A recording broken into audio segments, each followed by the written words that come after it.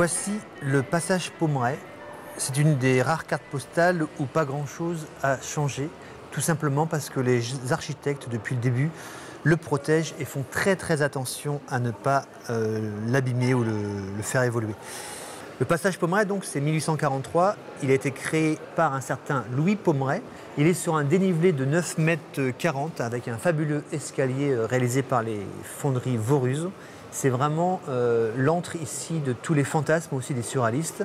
Ça sera aussi chez Jacques Demy un des lieux dans Lola et dans Une chambre en ville. Je t'embrasse, je suis trop contente. Oh, attends, je te mets du mot. Il y a peut-être un homme qui pense à toi en ce moment. Je ne voulais pas que tu partes. Là, sur cette carte, pour une fois, on est en 1968, donc rien n'a changé, ou si peu. Les enseignes sont bien les mêmes. Elles ont été réalisées à l'époque de son ouverture en 1843. Elles ont été réalisées par un certain Achille Léger.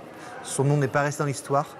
Il n'empêche que ces enseignes sont toujours les mêmes, sauf que sur cette carte, il y avait le fameux Hidalgo. Hidalgo, pour tous les Nantais, c'est un nom qui est resté dans la mémoire collective. C'était en fait, il était dentiste, il a tenu une parfumerie et surtout, il y avait des farces et attrapes que les petits Nantais des années 70 et 80 ont bien connues.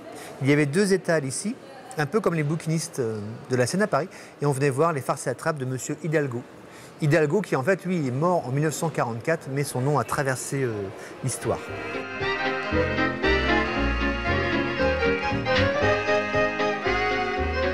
Il y a juste les habits des gens qui ont un petit peu changé, mais pour le reste, on y est. On est pourtant en 2017, et je pense qu'en 2117, il sera toujours là. Il y a ces petits anges là qui représentent des allégories, l'industrie, le commerce, la culture.